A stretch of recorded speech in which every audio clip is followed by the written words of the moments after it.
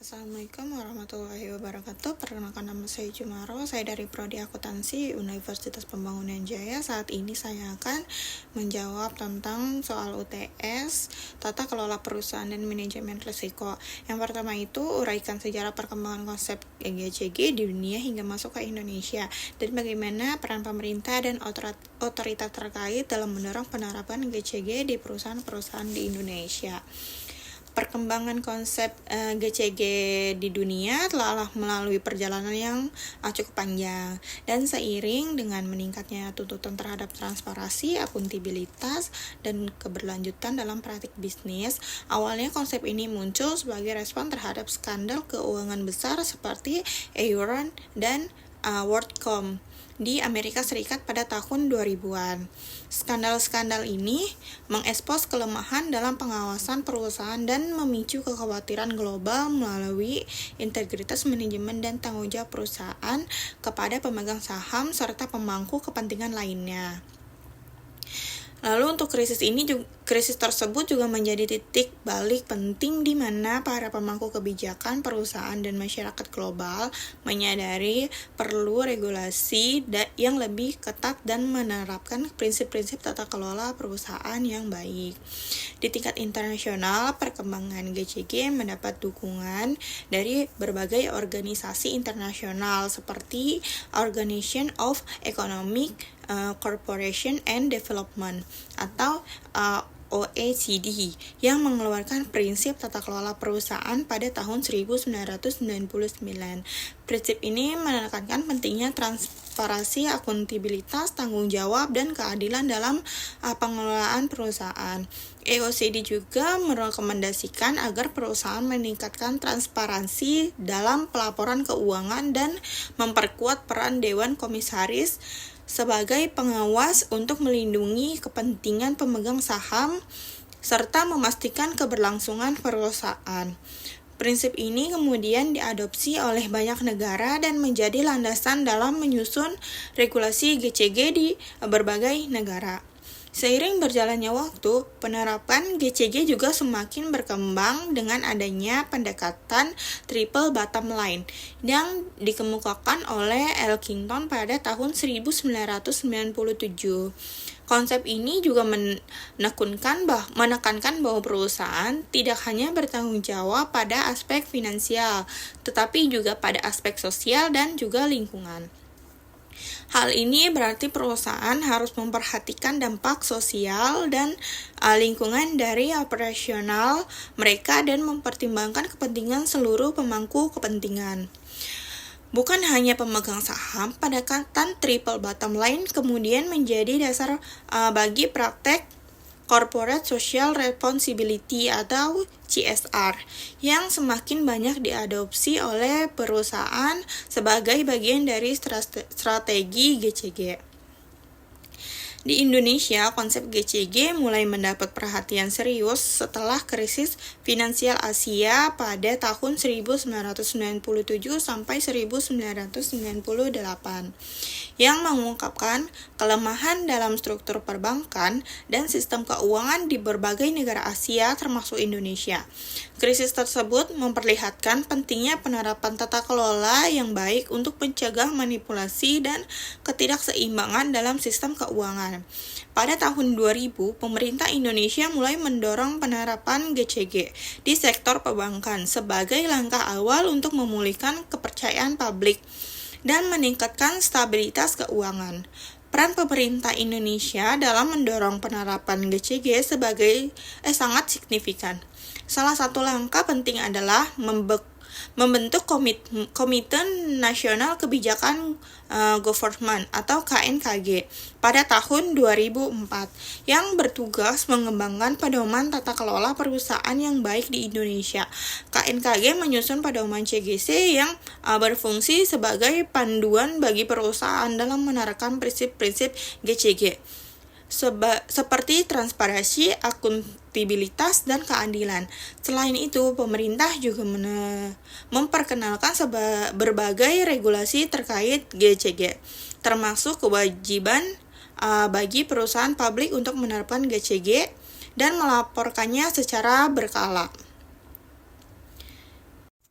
Selain pemerintah, otoritas terkait seperti Otoritas Jasa Keuangan atau OJK memiliki peran penting dalam memastikan kepatuhan perusahaan terhadap prinsip-prinsip GCG. OJK bertugas mengawasi sektor keuangan termasuk perbankan dan pasar modal untuk memastikan bahwa perusahaan di sektor itu menerapkan tata kelola yang baik. OJK menetapkan berbagai peraturan yang mendorong perusahaan untuk meningkatkan transparansi dan akuntabilitas, seperti kewajiban mengungkapkan informasi mengenai struktur kepemilikan, Dewan Komisaris, dan kebijakan CSR. Kebijakan ini bertujuan untuk melindungi hak-hak pemegang saham dan meningkatkan kepercayaan publik terhadap perusahaan di Indonesia. Di sektor finansial, penerapan GCG semakin relevan mengingat peran sektor ini yang krusial dalam menyediakan dana untuk berbagai sektor industri.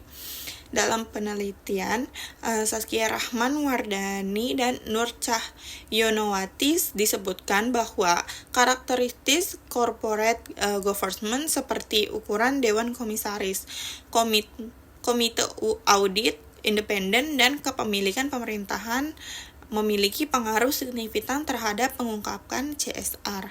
Hal ini menunjukkan bahwa struktur tata kelola perusahaan yang baik dapat mendorong perusahaan untuk lebih transparansi dan bertanggung jawab terhadap dampak sosial dan lingkungan dari operasionalnya.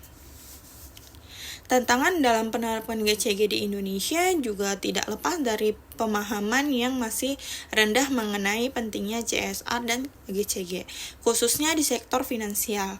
Masih banyak perusahaan yang menganggap CSR sebagai cost center daripada bagian dari tanggung jawab mereka terhadap pemangku kepentingan.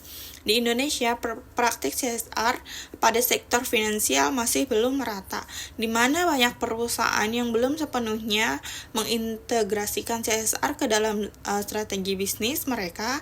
Selain itu, standar corporate CSR yang berlaku di Indonesia belum terdefinisi dengan jelas, yang mengakibatkan transparansi dan akuntabilitas perusahaan dalam hal bertanggung jawab sosial. Namun, tekanan dari globalisasi dan tuntutan masyarakat mendorong perubahan.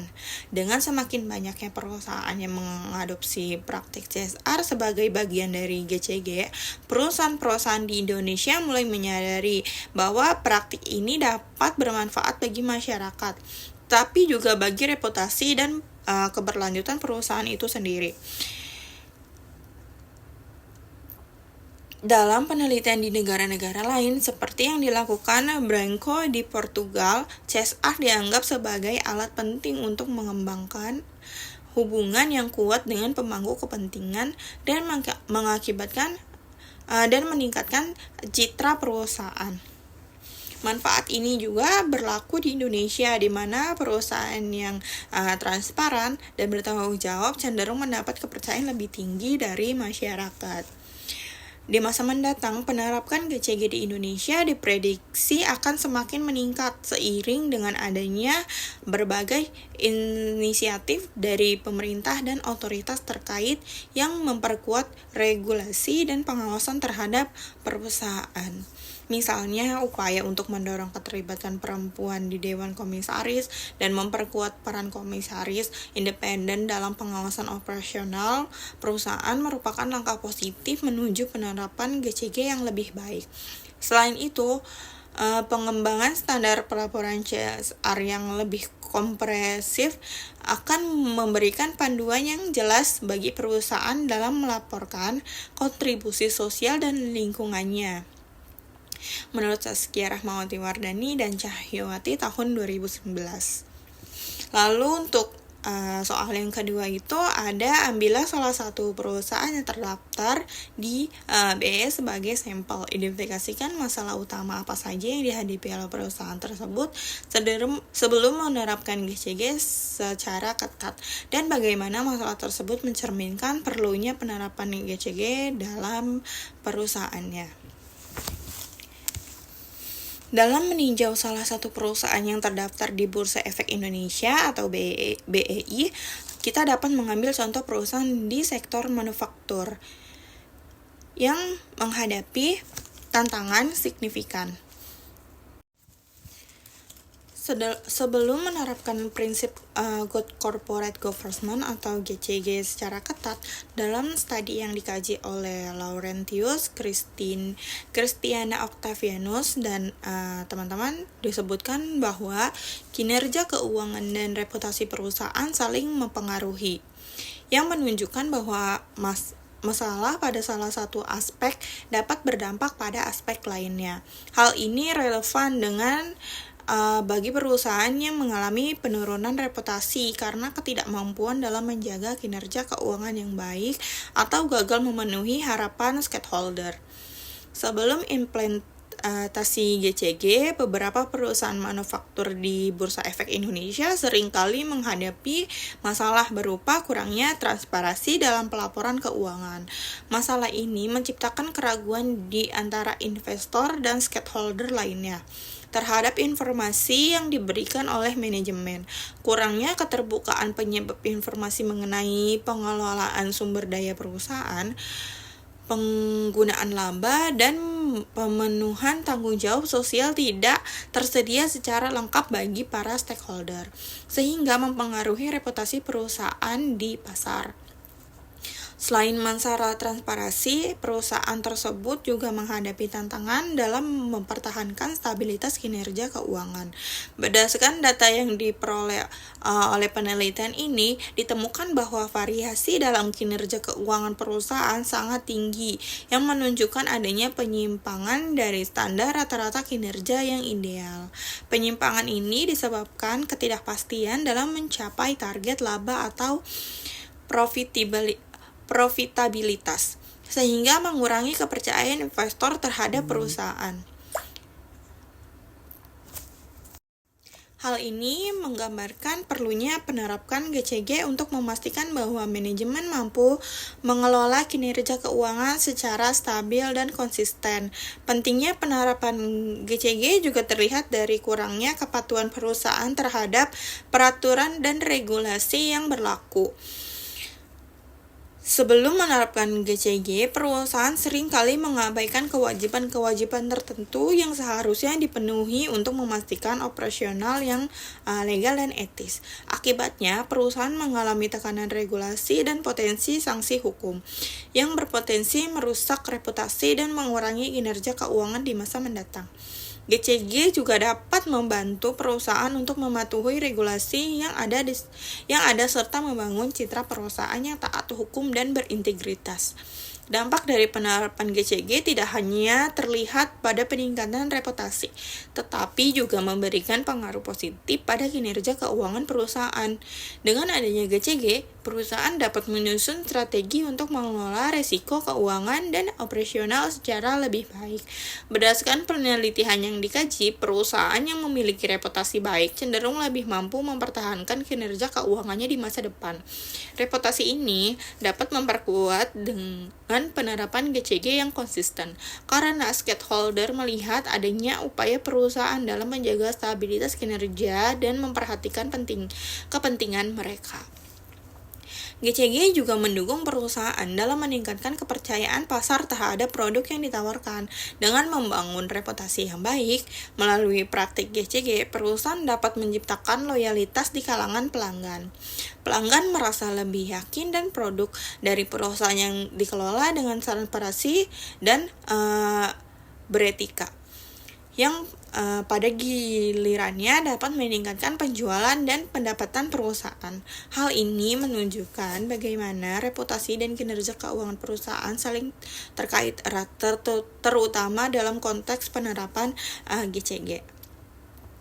Lalu untuk soal selanjutnya, nomor 3, jelaskan secara singkat sejarah perkembangan manajemen risiko dan bagaimana peristiwa-peristiwa besar seperti krisis keuangan global atau bencana alam telah mempengaruhi pendekatan organisasi terhadap manajemen risiko. Uraikan 5 prinsip utama dalam manajemen risiko menurut standar ISO 31.000. Bagaimana masing-masing prinsip tersebut membantu organisasi dalam mengelola ketidakpastian. Sejarah perkembangan manajemen risiko telah mengalami informasi signifikan, terutama dalam munculnya berbagai peristiwa besar seperti krisis keuangan global dan bencana alam. terutama setelah munculnya berbagai peristiwa besar seperti krisis keuangan global dan bencana alam. Krisis keuangan global tahun 2008 misalnya mengguncangkan industri keuangan secara global dan mendorong perusahaan untuk lebih serius dalam mengelola risiko. Bencana alam besar seperti tsunami juga mendorong organisasi untuk mengintegrasikan strategi manajemen risiko dalam operasi sehari-hari guna menghadapi kemungkinan bencana yang tidak terduga. Kedua peristiwa ini menunjukkan pentingnya mengidentifikasi risiko secara komprehensif dan membentuk pendekatan holistik yang mampu menangani ketidakpastian.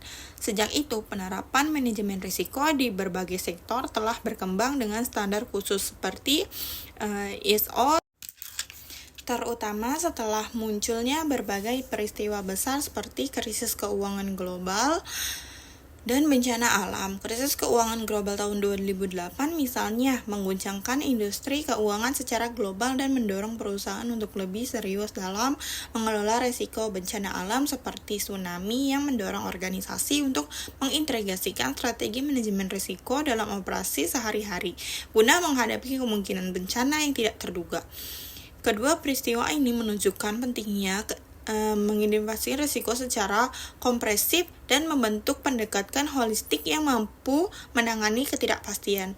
Sejak itu, penerapan manajemen risiko di berbagai sektor telah berkembang dengan standar khusus seperti ISO 31000.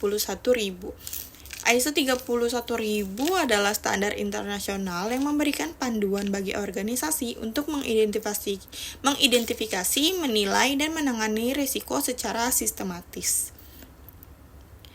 Terdapat 5 prinsip utama yang membantu organisasi dalam mengelola ketidakpastian. Yang pertama itu ada integritas, yang kedua ada struktur dan komprehensif, yang ketiga ada disesuaikan, yang keempat ada inklusif, dan yang kelima itu ada dinamis. Masing-masing prinsip ini memberikan kerangka yang lebih kuat dalam mengelola risiko di berbagai skenario. Untuk penjelasannya, prinsip yang pertama itu tadi ada integritas, yang menunjukkan bahwa manajemen risiko itu harus menjadi bagian integral dari semua proses organisasi.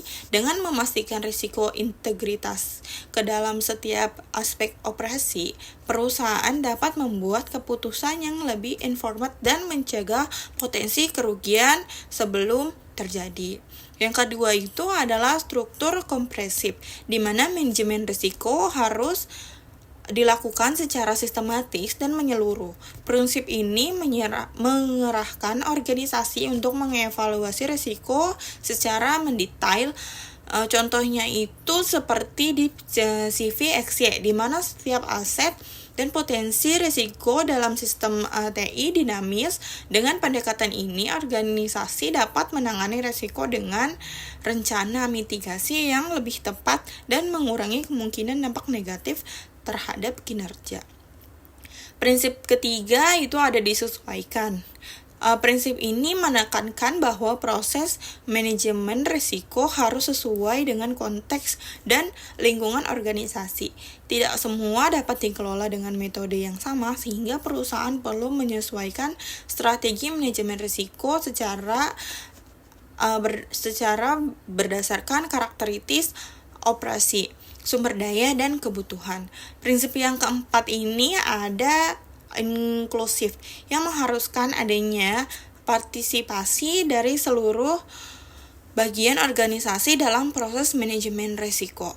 Yang kelima ada prinsip dinamis, yang artinya manajemen risiko harus fleksibel dan siap menyesuaikan diri dengan perubahan lingkungan.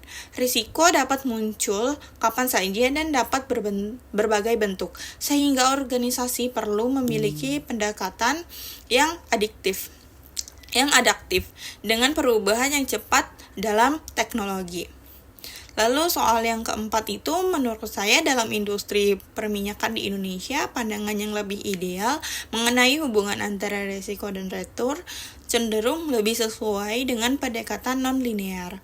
Hal ini disebabkan oleh sifat industri perminyakan yang sangat dipengaruhi oleh berbagai faktor eksternal seperti fluktuasi harga minyak dunia, regulasi pemerintah, dan kondisi geopolitik. Industri ini juga melibatkan investasi besar dengan tingkat ketidakpastian yang tinggi, yang dapat menyebabkan perusahaan risiko secara signifikan. Oleh karena itu, pendekatan nonlinear dapat menganalisis hubungan antara risiko dan return lebih cocok karena dapat mencerminkan dinamika kompleks yang terjadi di sektor ini. Paradigma risiko dan return linear sering kali diasosialisasikan dengan hubungan yang lebih sederhana, di mana semakin tinggi tingkat risiko, maka semakin tinggi pula return yang diharapkan. Model ini, meskipun sering digunakan dalam banyak kasus, tidak sepenuhnya mencerminkan kenyataan di industri perminyakan. Dalam praktiknya, sektor ini sering menghadapi ketidakpastian yang tidak hanya bergantung pada tingkat risiko yang dihadapi, tetapi juga pada faktor lainnya yang tidak dapat diprediksi dengan mudah. Sebagai contoh, perusahaan kebijakan energi atau lonjakan harga minyak secara tiba-tiba dapat mempengaruhi return secara drastis tanpa peringatan yang cukup. Selain itu, industri perminyakan seringkali terlibat dalam proyek jangka panjang yang memerlukan perencanaan yang matang dan pengolahan risiko yang lebih cermat. Pengolahan risiko ini dapat mencakup upaya untuk memperkecil pengalihan atau mengontrol dan mendanai risiko yang muncul, misalnya dengan memperkecil risiko melalui diversifikasi proyek atau mengalihkan risiko pada pihak ketiga seperti perusahaan asuransi. Hal ini mencerminkan bahwa pendekatan nonlinear dapat mengelola risiko lebih fleksibel dan lebih mampu menangani dinamika yang tidak terduga. Dalam kerangka manajemen risiko, konsep ini juga dapat dihubungkan dengan prinsip yang diajarkan dalam berbagai metode analisis risiko seperti capital asset pricing model dan APT. Model-model ini mengakui bahwa hubungan antara return dan risiko dalam konteks pasar yang lebih luas seringkali lebih kompleks daripada yang terlihat pada pandangan linear. Dalam CAPM, misalnya risiko yang dihadapi suatu sekuritas berhubungan langsung dengan premis pasar yang lebih besar dan tidak selalu dibandingkan lurus dengan return. Hal ini mengingat bahwa faktor eksternal seperti fluktuasi harga minyak global dapat menyebabkan perubahan besar pada risiko yang ada tanpa harus sebanding langsung dengan return yang dihasilkan. Meskipun demikian, pendekatan non-linear lebih ideal untuk industri perminyakan. Penting bagi perusahaan untuk tetap mengelola risiko dengan cara yang lebih bijak dan struktur. Misalnya dengan menggunakan teknik diversifikasi untuk mengurangi ketergantungan pada satu jenis sumber daya atau pasar tertentu. Penggunaan model analisis risiko yang lebih kompleks seperti value at risk atau VAR juga dapat membantu dalam memperkirakan potensi kerugian yang bisa terjadi dalam berbagai skenario pasar yang berbeda, sehingga memberikan gambaran yang lebih realistis mengenai hubungan antara risiko dan return. Sekian jawaban UTS saya, tata kelola perusahaan dan manajemen. Saya ucapkan terima kasih.